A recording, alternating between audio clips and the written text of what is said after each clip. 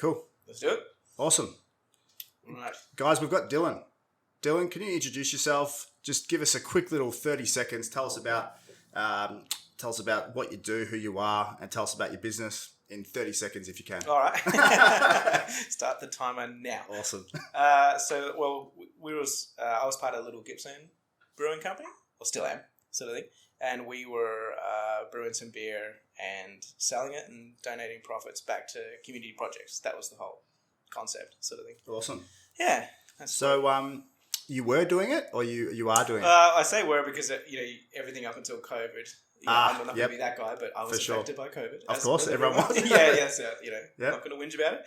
So yeah, with COVID hit, we sort of sold off the last of the beer, and now we're coming back out the other side. Awesome. Where we've got some cool. Hopefully, going to do some stuff. Yeah, perfect. So let's go back a few years.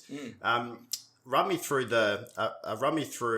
what led you to actually going down that path of brewing beer and then kind of donating the profits back. Yeah. Okay.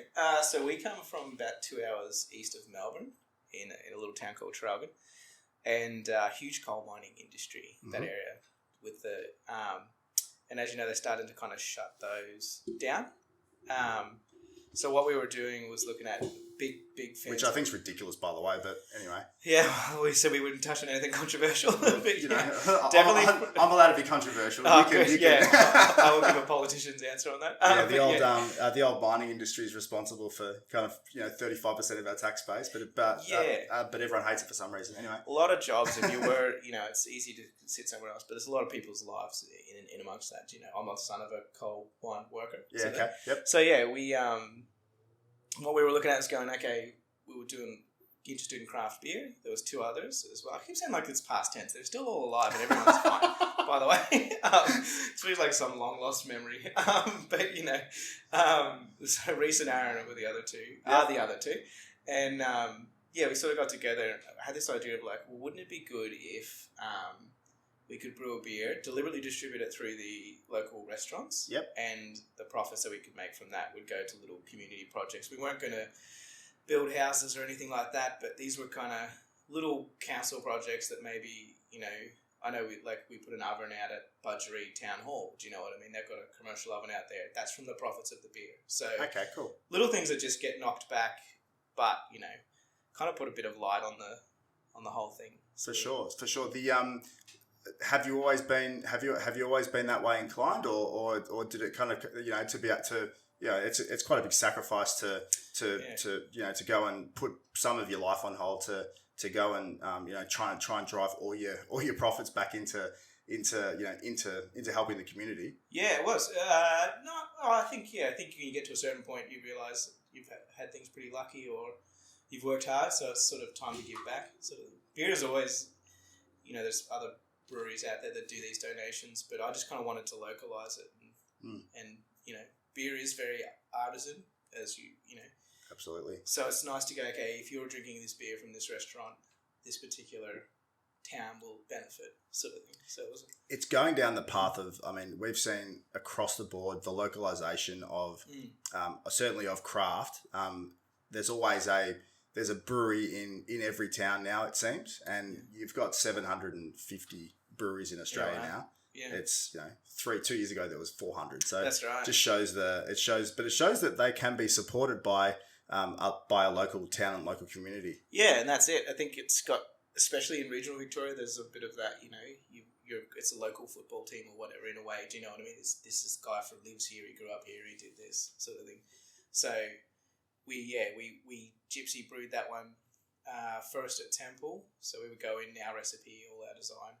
That was with Glenn Harrison, who's now at Ellerslie Hops, and then we did a few batches at Southern Bay as well. That was with Phil, who's now at Hops Products Australia. So it seems like everyone we touch seems to go end up in the hops game. Yep. So just in case you get a phone call from a hops company. But yeah, so we would get that all packaged up and kind of distribute it out through wholesalers. Yeah, cool. Yeah, it was good fun. And what did you do? So prior to doing beer, and obviously during COVID, you had to earn a crust somehow. Yeah. Could you run me through, kind of... Oh, I can, but it's I'm a tax agent. I'm an accountant. Oh, originally. really? Yeah. Thank you for showing that. Interesting. Yeah. So anyone who needs their taxes done, guys, it's coming up to June that's 30. Advertising. Yeah, that's right. So I was doing that originally, Yep. and then the interest in beer sort of grew. It was also a nice little creative outlet. You start at home, and it's very you get a result as well. Sometimes you can spend hours answering emails, you don't get a result.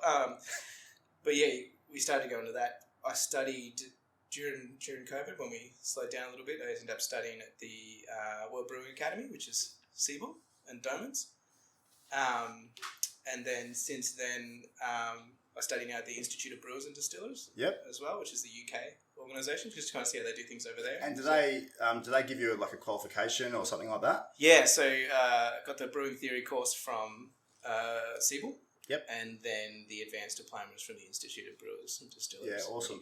And so is the advanced diploma like a nationally recognised kind of qualification, is it? Yeah, okay. both are. I think with the WBA, the concise or the brewing theory course, I guess that's your general certificate. I think I don't want to insult Federation Universities over here. So it's the entry, not entry level, but it's a nice way to expand your knowledge. Yep. The advanced diploma, and you're getting right into metabolic pathways in yeast and stuff like that. So, okay. A lot more. I wish I'd done more science in high school. Was my it's one of those things. It's it was never interesting. It was on the same. It was never interesting to me. It was never interesting to me at high school. It was actually severely. It was very boring. Yeah, I think for the schools listening, if you just incorporate a little bit of beer into your year 10 syllabus, I don't take that, but that you might get a few more people sign up for chemistry biology. I actually used to be in education, so I had an education business for about 7 years. For 7 years up until 2017ish, and we did a lot of online education as well as face-to-face education. Yeah. We ran some colleges and that type of thing, and one of the things where I know we always went wrong, and where every high school goes wrong, is nothing's relevant to life, it seems, and that's really what I found at high school. That's why I wasn't interested in science. If they had given you real life examples and real life, rather than sitting there with a Bunsen burner, a Bunsen burner and a bunch of chemical reactions that really you're never going to see in life, if you attribute it to something worthwhile. Exactly. And I mean, that was across. I know they're teaching you the fundamentals of physics and but we were in high school always the train's 2 meters away, 100 meters away, but you're walking at a pace of 20 meters. I know what I'm supposed to learn there, but I've never gotten out of my apartment and thought, I don't live in an apartment, I live in a house. I never got out of my house and gone, the train's 200 meters. I'm either late for the train. Yeah. You're either running and not thinking about it. And if they just modernise it and just said, well, the coffee shop's there, but there's 4 people waiting for lattes, because I'm going to stop at the coffee shop. So just make it a bit more modern. That would be a normal day in my life. Exactly. But if they turn it into something like something like a hot air balloon, or what we were talking before, about a fighter jet. What I mean?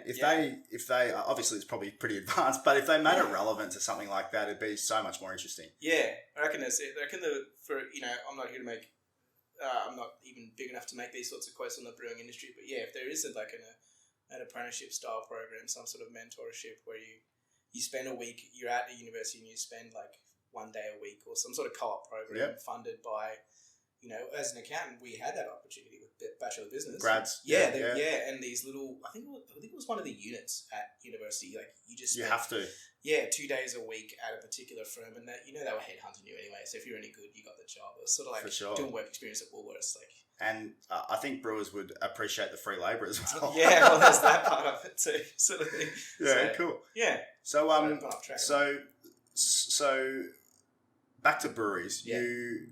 You got started and you kind of went in and you decided you would you'd brew some beer and get rolling, and then COVID hits and then you educate yourself in the industry, which is awesome. Is it something that you're passionate about getting back into at a later stage, a bit more full time, or? There's definitely some things on that horizon, but obviously we've got red tape, we've got things that need to be done, so I won't mention anything too much. Okay. Take what you will from that. Sort of thing, but the goal was to push it, and at the height of it, Little Gippsland, we were 35 venues from Bairnsdale through to Melbourne CBD. Yep. and then we had the distribution we set up. It was nice. It was the Craft Draft was the name of the beer, because we had. It's actually really Catchy name. That's a really good name. Thank you. Yeah, thank you. Copyright. No, I'm just kidding, but working on that. Anyway, so yeah, it was a cool little take on it. And the logo is actually sort of, you'll see the towers from the power station in there, and a few other, like a little farmstead and stuff. So that was our awesome logo. But if you think about how far back it was in bottles. Do you know what I mean? Cans just exploded since then. Absolutely. This was 2017 where we were doing this. Yeah, so. Wow. Yeah, the cans are exploding, and there's a couple of new packaging providers out there that are doing. We talked to one called Luminar, which do the stickers and that type of thing for them. But there's a group coming out which is I think it's East Coast Canning. Yeah, which have got some new machine where they're printing onto the can, which is interesting. It's phenomenal. I saw another one in Sweden as well. They're doing these little. I don't know how it would work over here, but they're doing these little 5-litre party kegs straight from the brewery. I mean, that's just unreal. Yeah, I've seen them like over the last few years, but like people would get them for maybe for parties and that type of thing. But not. I can't see them coming into the mainstream. No. I think, you don't often sit at home on a Friday and think, I need 15 beers. You know what I mean? They're pretty big. I'll just go get that keg. So, so that was when we sat around and did it as the group. So I started talking about it, spoke to Reese, who had sort of been homebrewing for, probably 11 years, I think. Oh, wow. He'd been the longest, definitely, of all of us. Where did you guys or he get all your homebrew kits and all that type of thing from? He was doing it originally. I mean, if you go right back, he was doing it on the stovetop sort of thing. That was the original. Obviously it came a long way since then, but that was the original Craft Draft recipe. Was done on a smaller stovetop. I mean, we all have these stories, don't we? Absolutely. I think Three Ravens won a gold medal from one he'd done in a bucket or something like that. Don't quote me on that. He what do you call it? He started with that. I jumped in with this for a pilot system, jumped in with stainless steel with like Grainfather and all of those guys. And then, so he was doing the brewing side. I had sort of the business side. Aaron was really good at sort of logistics, packaging. He knew and systems. So we had a piece of software that whenever a new customer would sign up, it would create. You'd use Excel to create a sheet and then attach it to the form that was our distribution. So we would hit purchase 5, select customer, go, and they would print exactly the form the wholesaler needed. So it looked like it was their form, not ours form. Just made it easier for them in warehousing. Shouldn't be using Excel for that, but anyway. It kept a CSV data. I'm with you. And then drew from that point. Yeah. So it was, so when we looked around, it was like, when we started talking about the power station industry starting to shut down. Yep. Be nice to shed a bit of light. With Reese and Aaron, it got to a certain point, I'm like, I think we have the right combination of people to give this a genuine go, sort of thing. That was something I was going to ask you. I just wrote down 3 partners there, and obviously, this is as much of a business podcast as it is anything else. Yeah. Having the multiple partners, obviously, having someone that knows the art and the craft of it, then yourself from a numbers standpoint, and then the third partner from which is what we're talking about prior to hitting record, is that you've got all these businesses and no one really understands, that's not in the game, how hard it is to create and distribute a product. Yeah. To be honest, it's a fucking nightmare sometimes. That's right. And we we interview a lot of people, and I speak to our customers every day. Yeah. And there's hundreds of them they're filled up to here with the amount of stuff that they need to do every day. Yeah. And then they've got staff that, have to be specialists in certain areas, but are expensive, as you can imagine. Was that the ethos behind kind of, you said, all right, we've got 3 people now that we trust, and they're good we're all good operators, and now we need to, and now we've kind of got the right crew. You probably wouldn't think about doing it prior to that, would you? No, it's sort of it was something, an idea that we sort of had and played around with. But when I don't know, you knew each other's strengths, and there was a lot of crossover. I was doing brewing, Reese was doing brewing, Aaron was also into brewing. So there's the graphic design was done by Reese. So he's doing the artwork and the beer. What was I going to say? So I think it's sort of the dynamic changes because we were all friends. We still are all friends. I just don't know why I'm talking in past tense. Sort of thing. Might give them both a call after this just to make sure before this we were all out. friends. Look, yeah, they're both they're both now missing. But that's right. We started to go down what are the dynamic changes? Like, what are our strengths? What are our weaknesses? And I'm a big fan of like business. It sounds really, and if my wife's watching this or listening to this, it's almost, it has to be just as clear as a marriage, if not more. Do you know what I mean? Because yes, we're not going to steal money off each other or whatever, but it'll be those little things that are, I'm ordering stock at 5 o'clock at night and, Reese is on Instagram being at the beach. Do you know what I mean? And it's sort of like the little stuff that you take for granted becomes where the resentment builds. There's this, the 2-4, I had a lawyer once and, he always talked about these 2 4-letter words, risk and exit. They're the 2 times when having that agreed at the start 100%, are important, 100%. And we wrote that. We deal with that a lot. Like, I was in business advisory as well, sort of thing. It's always hardest when someone comes with a new business, like, all right, now how's this thing going to die? That was sort of, basically. They're like, oh, we're excited, we're going to do this. I'm like, that's good. If you pass away, what happens? If you decide to quit, what happens? And it's, I'm trying to be a negative person here, but once it's on paper, no one gets angry at paper. So we had the plan, we had we made the decisions and kept the meetings up so that it wasn't, if someone's not getting back to my email. Oh, 100%.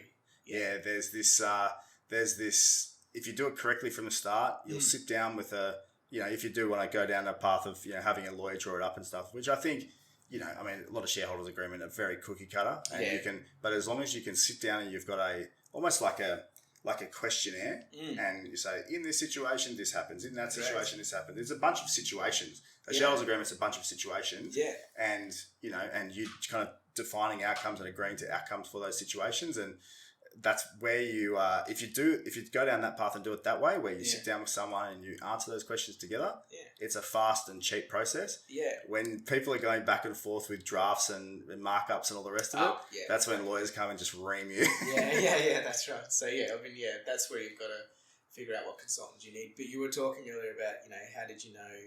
So we defined our strengths, and then go, okay, so that puts, and then clearly, you always put those quality assurances in and go, okay, if you're handling, the artwork, Reese, Reese nailed the artwork, but, You're not an artist yourself? I would love the skill, but just little things, the outline around the, stuff like that, and then you look back and think, that took an hour, and it was just a slight semicircle outline around this stuff. So you can that's me entering into a realm that's not my strength. Do you know what I mean? If you don't understand it,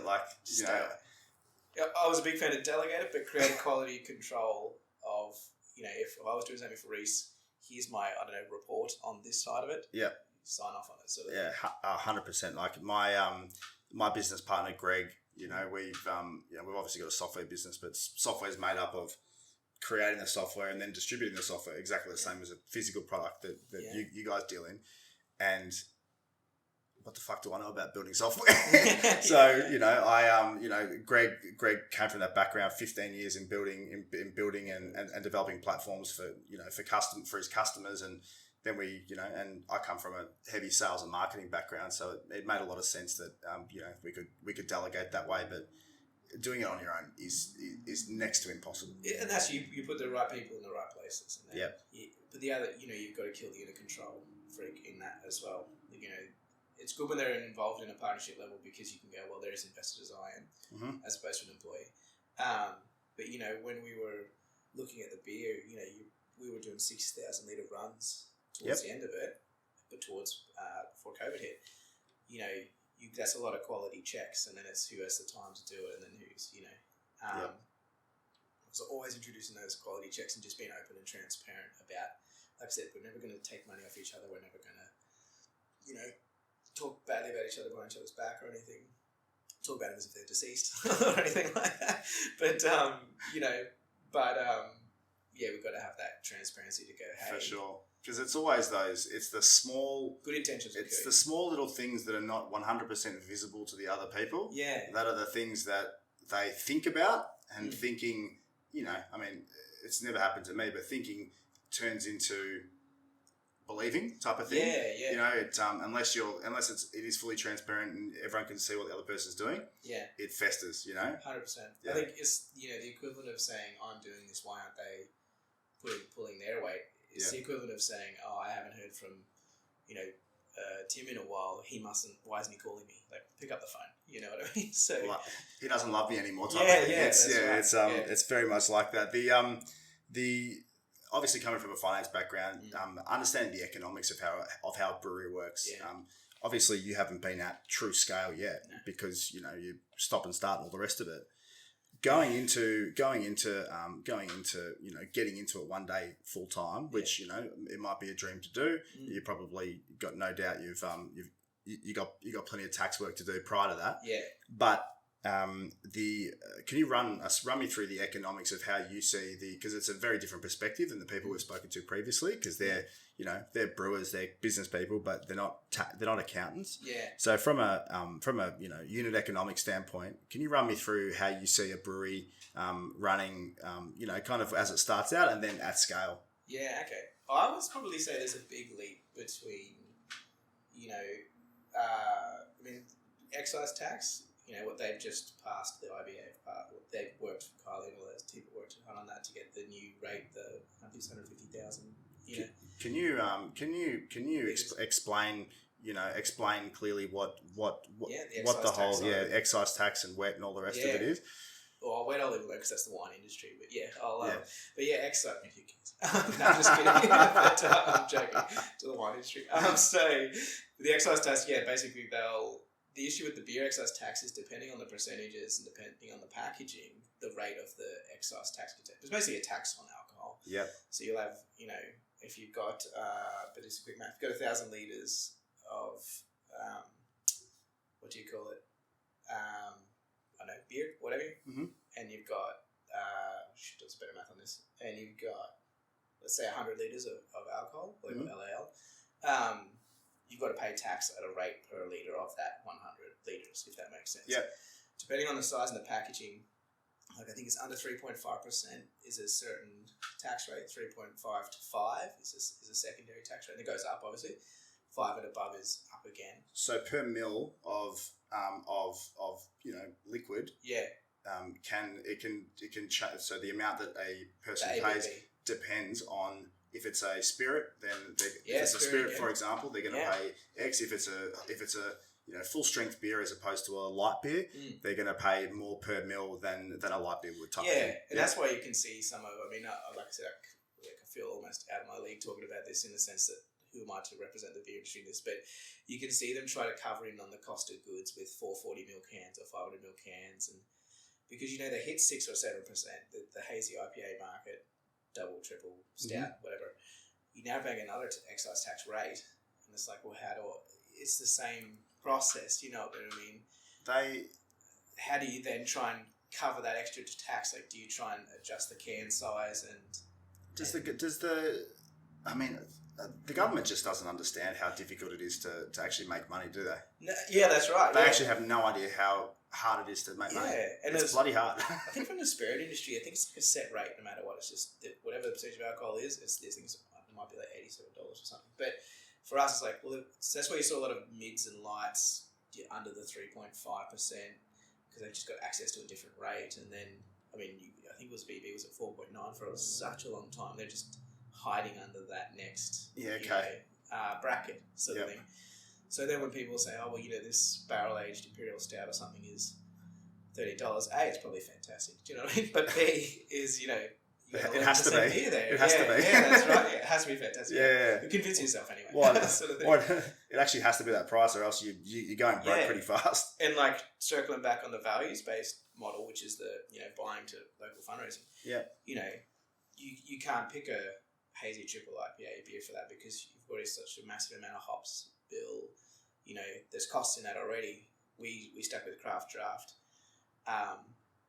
because your lagers or your pale ales, your mince drinks or something. The ingredients bill isn't as much, sort of thing, which means you can afford to donate $1 or in our case it was all the profits because it was that's what we were doing. Yep. But any other brewery could easily create a localized values-based purchase and just go, this particular beer, I mean, look at is it Movember? Is it a Stomping Ground? The Gipp Street Pale Yep, Ale they do yep, with, you know, that's a big cause, which I'm all for, and they're killing it. Let's be honest, with awards.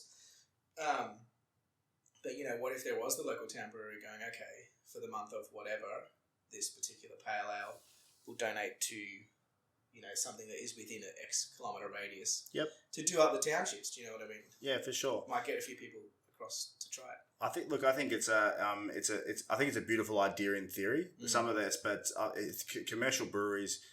We know. I mean, you know, I think it's outstanding that you could do that. But I think that when people go into a, you know, if it's their only source of income and the amount of risk, I mean, you've got millions of dollars of investment. I think that people would be less likely to kind of take all of their profits for a certain period of time and put it back in. Definitely not all. It would be it'd be really difficult to do that if you've got a few like $2, $3, $4 million on the line. Yeah. But I think that being able to do it as you were doing it when it's not your that was our passion project. Absolutely. What we would do, you know, going forward is you would pick a product line from a core range and, you know, it might be a dollar from each or what have you. Do you know what I mean? Cool. Guess what I'm saying? It's another way to market.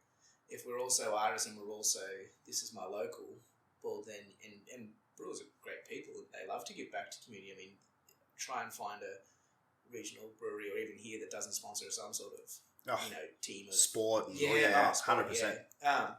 So, yeah, it is a nice way to go, well, hang on, you know, it's another reason to purchase. Like, I've never had a pale ale before, but you know these guys are doing really good for my local town, so maybe I'll give it a go. We're talking like a percentage here. We're not talking. For sure. Obviously, correct. I should have clarified that. That's good to hear. That's it. No, I was going to say, as an accountant, I wouldn't model that one. Yeah, sort of thing. So, yeah, ours was passion project. So cool. What's your favourite beer? And in terms of style of beer, as well as actual beer brand, all the rest of it. Yeah. Oh, I mean, it changes. It's a big question. Stayed in the hazy IPA realm for a long time. Yep. Sort of thing, and you can live and die there. I reckon. Sort of thing. There's a lot. Hop growers have become so. Like we just went to the High Country Hop Festival. Yeah, you know the stuff they're doing with fresh hops and stuff like that is unreal. Yeah. So things you can live and die in the hazy IPA world. I don't know. It's sort of, I don't know. Every time I get to a certain point, I'm like, I'll change. Like at the moment, Weinstefana Dunkel is a really nice beer. What's it called? Dunkel. It's a German. I haven't heard of it. No. German beer. Yeah. No. So yeah, Weinstefana Dunkel is really nice. Weiss beer, they do a good one as well. Yep. But yeah, I reckon.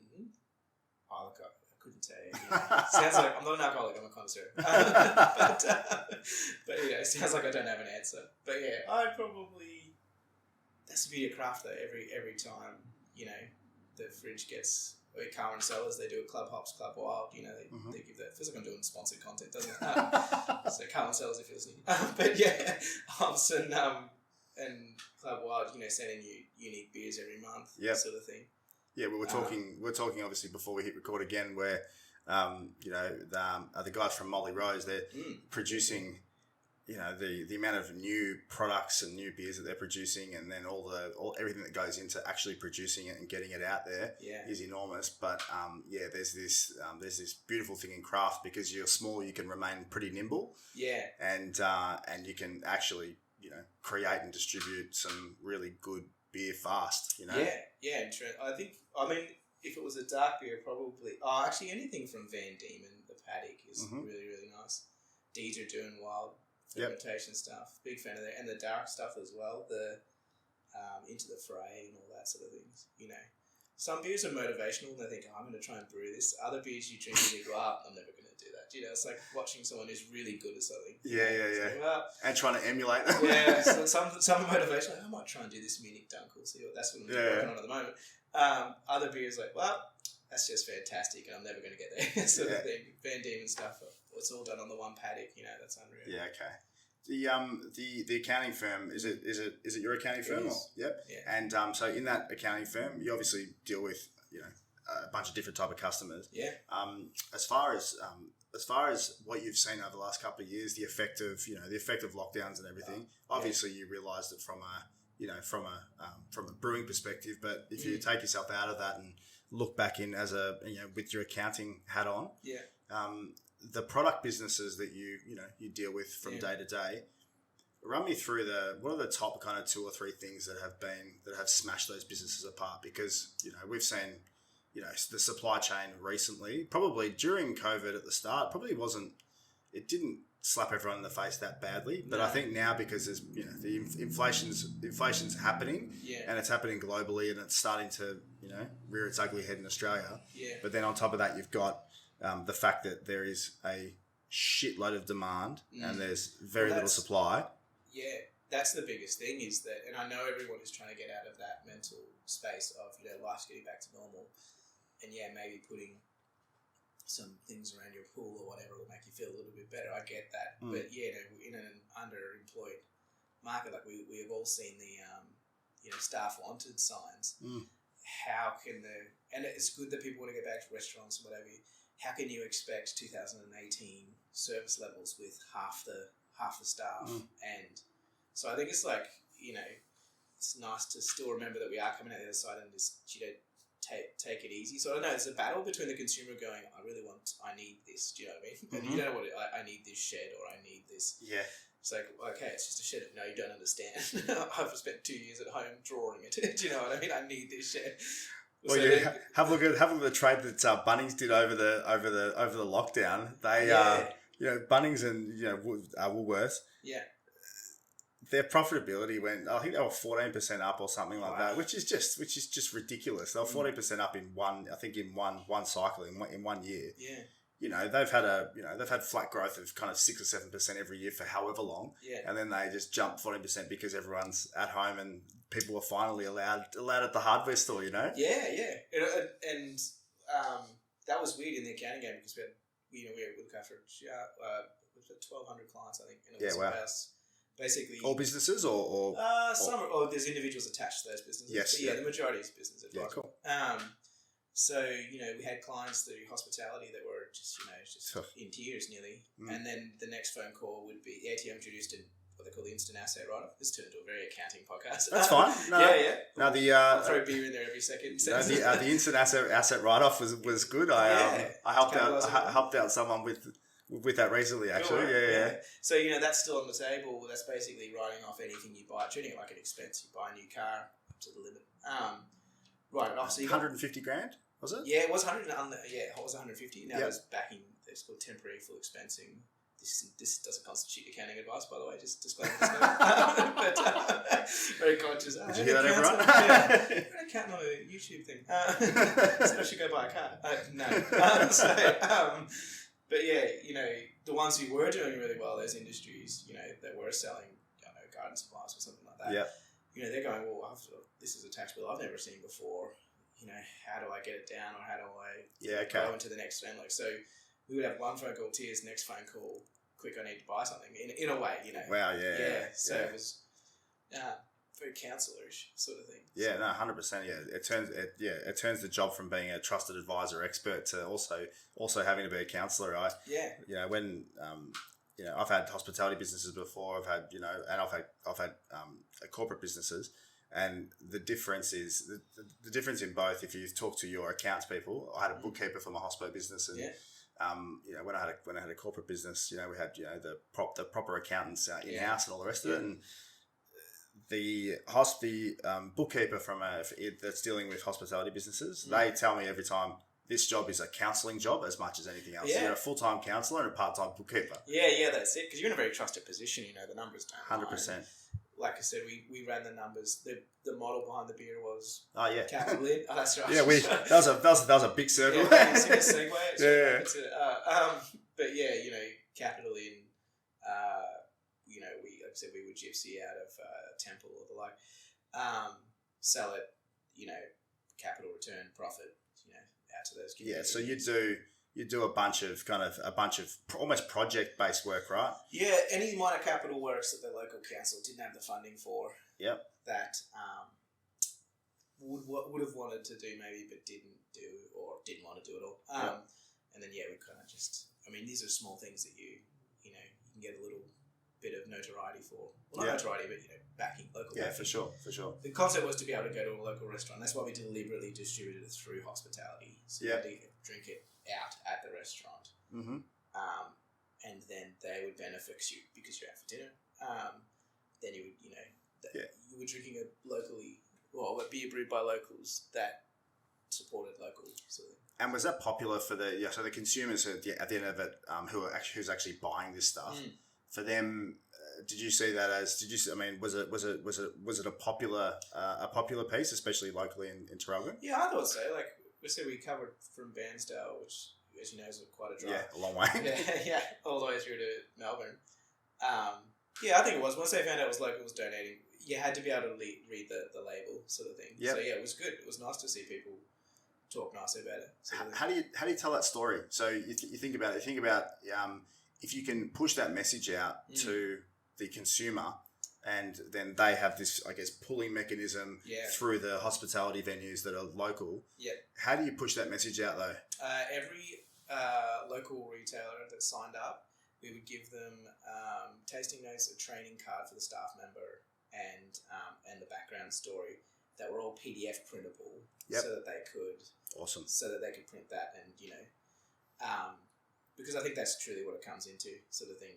When you do go to a brewery, I mean, even though they're staff just like anyone else, the guy or the girl that stands there and says, "Oh, this is using one of our new hops," they only need to say that, and it's just which is a slight training session, or you can't expect. I mean, some of the people who are industry have an absolute passion for it. Other people, they're doing it while they study or whatever. But yeah, so we would have this is all recent Aaron's work sort of thing. So who are still alive. Rather than we would have, we have. Thank you. That's all right. I'm really got it. Yeah, I can see how my life needs to start going forward instead of thinking backwards. But yeah, so PDF printable to the right paper size, backstory. We actually have a plaque that we would give them as well, which is just A4 in a frame, and they could have that on display, sort of thing. So yeah, training card, tasting notes, and. Did you find that one thing that hit my mind as soon as you said that is, and it goes back to an old story. I used to live in New York, right? And when I was in New York, the place I worked at was a 3 Michelin star restaurant. So it was quite a posh restaurant, and it was good because I was working there illegally, and I was just working there for tips. So I had to work somewhere decent, and. Part of the job was at the start of every shift, you'd have what they called family meal, where you'd all get in there at 4:00. You'd start setting up. You'd stop about 4:30 or something. You'd eat something, and then you'd keep setting up. That's good. And part of that, at the end of family meal every day, one person from the floor staff had to get up and had to. They had a wine list that was as long as that. Yeah. And it was literally this thick. And one of the things you had to do as a floor staff member is learn all the wines. So you had to get up there and in front of all of the other staff, you had to explain about one of the wines, and you had to give a presentation on one of the wines. And we did that every single shift prior to the shift. Yeah. But one thing where I'm going with the story is that there seems to be the difference between the Australian mindset as opposed to the US mindset, and the confidence in the people to be able to present those ideas and present things was the biggest glaring thing that I found different between the two cultures. Is that in the US, people are so happy to read out the tasting notes and actually expand on what they're telling a customer, as opposed to here, where I think people are a bit more in their shell here. Yeah, definitely. Yeah, I think it's sort of because it is It's like those people who go to a job interview and say, "Sell me yourself." Like, some people don't have that in them. They have all the skills for the job, but they're not going to say, "I'm the most amazing." Yeah, the US they definitely have covered off on most of the adjectives. They know how to really describe. But do you think it's? Yeah, I wonder if it is just confidence and knowledge. I think it is. I think it has to. It has to be. They're taught I think they're taught in school from a young age. And I think their ability to remember and memorize and then articulate that to a larger crowd is just so much better than what Australian kids certainly Australian adults. They got no problems speaking in public. Yeah. And I don't know if it's certainly a cultural thing. It has to be. It can't be anything else. Well, you can certainly spot them overseas as well. Some US. I got some US friends, and Yeah. definitely that you'll find them in the bar sort of thing. So it's incredible. It's I mean, it's one of the things I love about the US the most is the confidence in the average person, their confidence to be able to speak in public and have a conversation with people they don't know. I think it's a level up from what we have here. I wonder if it's like, this is just an idea, but if you're at a brewery, you probably have some level of interest in craft beer. Then you would have a varying level of knowledge. You're going to see people who know all about yeast, hops, malt, water, the classics, obviously. But then there are people who are just like, I like a pale ale. Then there's other people that are like, isoamyl acetate or something. I can get that note in this. So as the bartender behind there, I wonder if you do go, well, is this guy just going to give me the same old history of the IPA story, or am I going to say something here that I'll say, this has got we've wet hopped it, which is a technique. So dip hopped, sorry, which is a technique. Yeah. I don't know. You're at a brewery, so does this guy already know all of this, or does that stop people, or is it? It's the whole education piece is important. You think about what would drive that person behind the bar to get educated further about it. Yeah, there's got to be something pulling them through. Do you know what I mean? Yeah. I don't know what it. I mean, maybe it's in the US. You think about it. Think about the tipping culture. That is attached to hospitality. Yeah. The entire thing is tips. I mean, they basically, the way that the system works there is there's you're effectively paying out your hourly wage and tax. Yeah. And you kind of keep your tips. That's kind of how it works out. Yeah.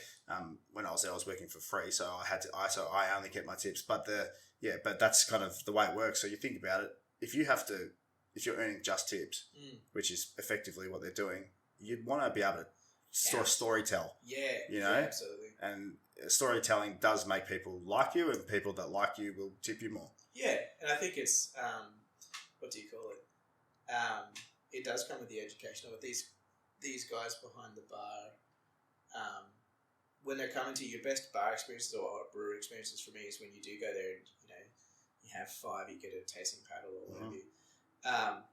It's even one comment like, this is great, this is one of my favourite sours or something like that, or these 2 here are the newest ones, they've only been kegged last week, or even if they go down the whole suite and go, this one, I don't know if it has to be asked. If that becomes a symphony of service in a sense, it's like this is when if it becomes the norm kind of thing. Yeah. When they order, you talk about it. Behind the scenes mechanically, when they order these beers, talk about one. You know what I mean? Yeah, for sure. I reckon that will make a big difference to the experience. Yeah, if you think about it, if people know the background of what they're drinking, when they go into a bottle shop the next time. Yeah. They might overlook a case of Asahi, and they might go and buy a case of something else. They're connected to it now. Yeah, there's an effort, a little bit of not a bragability, but the ability to talk to someone and say, it turns out that they made this on Christmas Eve or something. It's storytelling. It's as old as Jesus. Like the ability to be able to tell a story is what makes things mainstream. Yeah. Nothing else makes anything mainstream except for people being able to tell a story about something. Yeah. It's the evolutionary story behind everything is what drives popularity. Yeah. And that's it. I think, like I said, you've got these, rock star brewers, all sort of things. You've got DJ McCready, Mountain Culture, or Ed and Fee from Dollar Bill. Do you know what I mean? Chris Gabb from Sailor's Grave, sort of thing. Who beat us unfortunately in the Gippsland Business Awards, but you never go to win to Sailor's Grave, are you? We got a finalist certificate. Garen's got that. They're good guys. But these are like household names in a way. Yep. You know what I mean? So it's cool to see that even growing character behind it, because you connect with the why and the person and the backstory sort of thing. You've got an accent. Where's it from? It's an absolute wash of a poor amount of travelling overseas. Is it really? Yeah. And I've got Dutch heritage, but time in the UK. Yep. That's probably where most of it comes from. Yeah. Okay. I spent a bit of time in Ireland. It's kind of it's poor, isn't it? It's got a little bit of Irish to it. It does, yeah. So have you spent? I was bartending in Galway. So Okay. Long before Ed Sheeran was banging on about it too. Okay. By the way, I didn't go there because of his song. It was already there. Yep. But yeah, I'm sure he's not going to hear me. But if he does, fantastic. But yeah, so yeah, pick that up, sort of thing. Yeah, so we cool. would busk on the streets during the day, and then at night you'd work in the bars. You were saying before about music. Can you give us just a little bit of background on what you do and what you produce? Yeah. All right. So I spotted your. Yep, that's your right. Audio interface, which is a music. My complete Audio 6. Yeah, that's it. With a K. Yeah, that's it. That's how you know it's cool. Sort of thing. With a K. Yeah, that's it. Also, yeah, that's it. What do you call? Yeah, did the singer-songwriter stuff, sort of thing. Claudius Reese, who was one of the other partners, he was the drummer. He, when we used to do those music, and so it was always creating together. So when the beer thing came, it was an easy transition, sort of thing. But yeah, so I mean, there's a few of those on Spotify. You don't have to go look at them. But what's the under my name? Sort of yeah, cool. Sorry. Awesome. Three Tree Town was the one that we did sell off. But yeah, one of the tracks. But grew up listening to music. Van Morrison, Neil Young, Bob Dylan, which is where I got the Dylan from. Yep. From my old man, he was blues guitarist, sort of thing.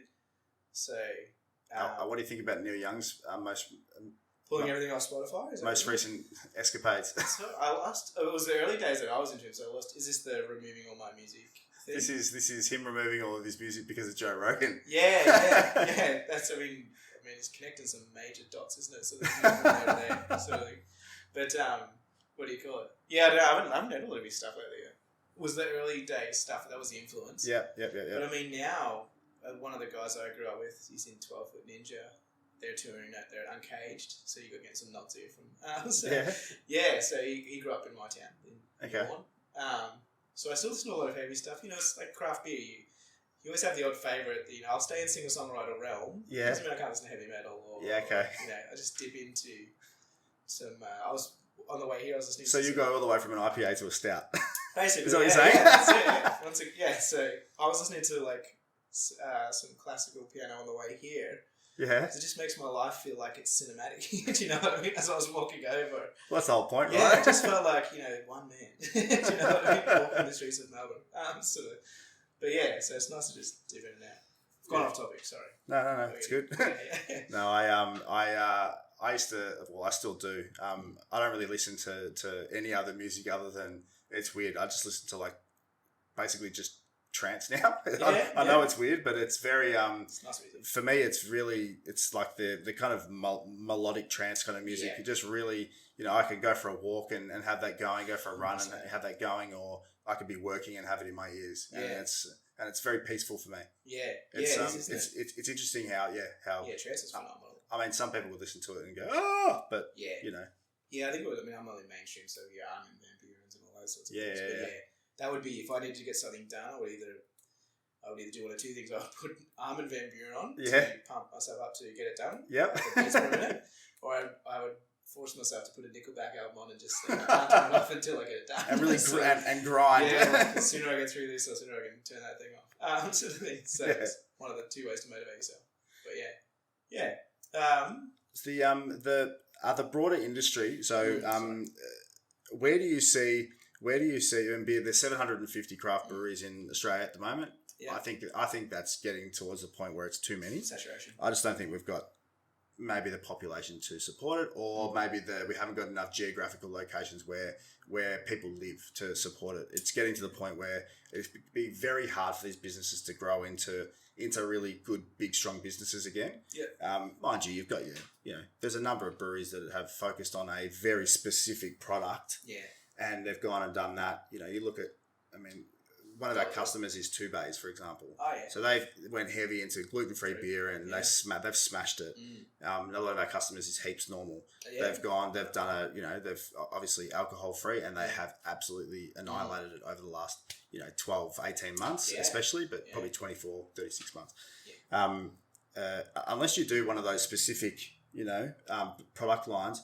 I mean, from a, you could look at it with your brewery hat on as well as your accounting hat on. It becomes pretty difficult to grow these businesses big, doesn't it? Packaging and excise are going to be your two biggest costs. Yeah. You've got $1,000 worth of materials.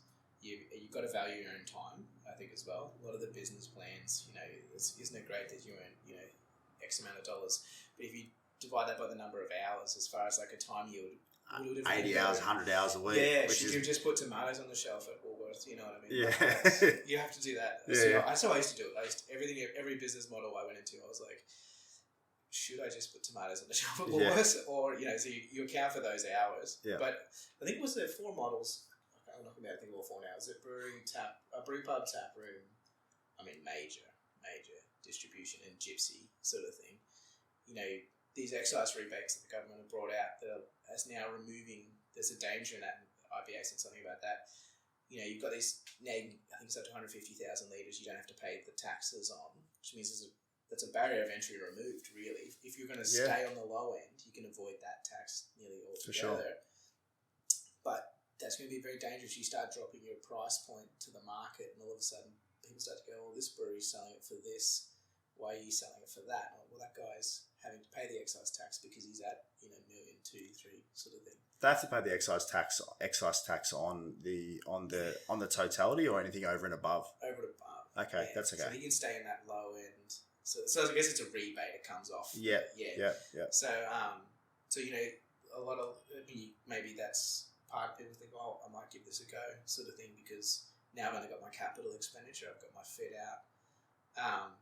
I would say my goal... Geez, it's getting bright, isn't it? It is, isn't it? Yeah. It's getting really bright. I feel like you've said something... Maybe Tom would be proactive and pull the blind down a little bit. We'll see if he picks up on your subtle... I know, I'm pretty subtle. But so Tommy, the blinds at the back? Those ones? Yeah. No, at the back as in... those ones. Perfect. Could have said something really prophetic then too. Sorry? As the light come in, you could have just given a quote. Okay. Very much like the thing about business. That's good. That's fine. That's good. What were we talking about? We're talking about excise. Oh yeah. So the models. I think for me, my goal would have, if I had to pick a model, I'd probably go down the brew pub. No packaging. Well, not no packaging, but less packaging. Yeah. No distribution costs or whatever, and then you're only going to get so big. I think it was at Dermot that was on. He was talking about the middle getting hollowed out. That's right. Yeah. I mean, you the middle in beer and the middle class. Yeah. That's right. Yeah. So I mean, at the end of the day, So if you become bespoke, say, figure out your amount of liters per year, work back, put it through tank utilization. Yeah. I think it was Reese's brother-in-law, that's Justin Fox, who's ex-Bintani, now bespoke. Mm-hmm. That guy's got some amazing knowledge on because you can come in with all the passion. If you don't, these guys are artisans. You know what I mean? And we love it. We love beer. That's what everyone. Yeah. Everyone that's been on your show has said we love it. Absolutely. We love beer. And that's why we're there. The other side of it, the business side, you've just got to have an end game. You start with your end game and work backwards. Yeah, and you have to.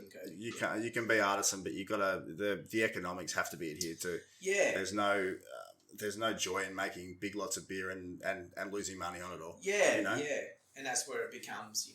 That's what passion can. It almost feels like gambling. You know what I mean? You're in.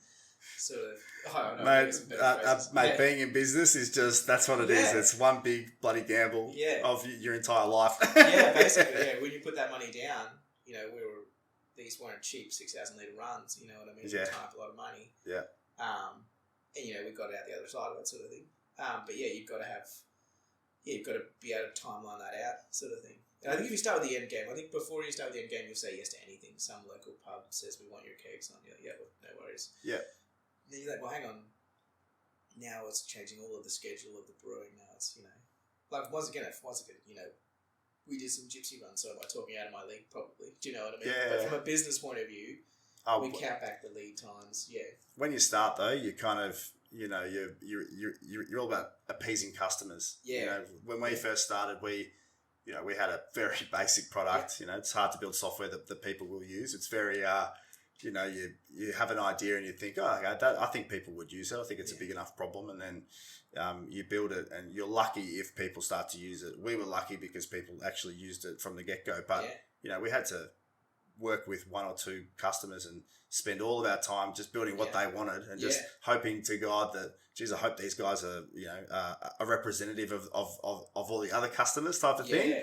So it'd be the same with this. I mean, you have to kind of have a bit of faith that you're spending the money in the right area, because it's going to have a long-term payoff. And with brewing, it would have to be the same. You'd have to spend the money developing the products and the relationships that are going to be hopefully long term. And I think it definitely it pays to. I think when you define the end game, would it be the amount of liters or the amount of products, or the total kilometre radius distribution, whatever. Then when an opportunity comes, like an opportunity is only when I think they were saying about this. Opportunity is only when preparation meets circumstance. So like you're in a position to be ready, and this circumstance arrives, it's considered an opportunity. But if you don't define the end game, then you go from saying yes to everything, because that psychology kicks in. You just want to beat everyone. Do you know what I mean? Then you start to go, well, no, that's not part of my end game. Now it's either in your lane or out of your lane, rather than yes and no, because no one likes to say no. Do you know what I mean? Yeah, for sure. So the opportunities will come that you can say, it is a great opportunity, but it's not for me. Yeah, exactly. It's not in my end game. I think the business plans are good. The Business Victoria has a good, it's 24 pages long, but it's a good little business plan model. It's worth doing. Like, it's got little strength and weaknesses analysis. Some of the stuff was like, who's the head of marketing? Like, me. Who's the head of, sales? Me. Who's the head of brewing? Me. And it's like, who's everything me? It's just like, just if it's on a spreadsheet, just fill down. That's it. So what is like, who will directly report to you? Like, all right. So some of the stuff you go, okay, well, I'm not ASX listed, not on the stock market, but you can sift through with the strengths and weaknesses. Some of the stuff we're looking at, like, okay, there is a weakness there that, maybe there's a competitor or something. Do you know what I mean? That's, or is it an opportunity to collaborate? So beer's always been good like that. Wine has always been very, I think it's the wine industry, don't get me wrong. They've got their patches of land, so it's all very internal. Beer has always been collaboration, so it's been the malt from that guy, the hops from that guy. It's a different mindset. Because it's much shorter term production. I think it can be much more of that mindset, because it's wine. You know how long it takes to produce. All the ingredients are on site too, so it's very not secretive, but very, I've got it all here. You know what I mean? I need you, sort of thing. Whereas beer, you have to get everything. You have to have relationships with everyone, so it takes a different mindset. I feel like you got less control in wine as well. You actually. I feel like you're somewhat reliant on environment, weather, all that type of thing. You're very reliant on that, as well as everything else, and that kind of defines what happens to your grape at the end of the day. With beer, I feel like you're fully in control of what you're doing, and you're fully in control of the base products that you're purchasing and all the rest of it. I think it's you've got that. They've got those checks. Your certificates of analysis within malt and all that sort of stuff. Must definitely point out that I do love the wine industry. I'm not going to say they're doing awesome things. That they've got that terroir effect, which we're starting to see in beer now. Like I said, the paddock Van Diemen, it's all within the, what is that bacteria amongst all of that area of land? Like, people trying to do Belgian beers, I want to do a Flanders Red or whatever. You don't have the same. You can't. Ecosystem that you can do your own. If you live in, some suburb, let's just say Geelong, you might do the Geelong version of a Belgian beer. You could never get the mountains and the rivers, the bacteria from that in here. So unless you're growing it specifically, kind of, I spoke to someone. I spoke to someone during the week who, his entire business is growing and distributing, and he does it from down in Geelong, growing and distributing all the different bacterias for yeast, and it's very and so he's just got all these different strains that he grows and distributes. It's cool. There's some cool Bluestone around here now. They're doing some cool stuff, but it's amazing where some of it comes. I think Philly Sour from Lallemand, it was from a graveyard, That's just a crazy. From a graveyard. Yeah, that bacteria was from a graveyard. So the Philly sour. Very morbid. Yeah, this isn't it? Yeah, and there's got to be some. It's kind of cool though. Yeah. Very cool thing. So, Just to finish off, can you give your accounting firm a little bit of a plug? And yeah, do it, definitely do it, and that'd be awesome. Sure, I mean 100%. We're not really we're sort of at capacity at the moment. So if I do this and then Tower Business Advisors is cool, awesome, job in there. So awesome, perfect, mate. Thanks so much for coming on. Appreciate it. Guys. It's good. Awesome. Thank you. Talk soon. Cheers.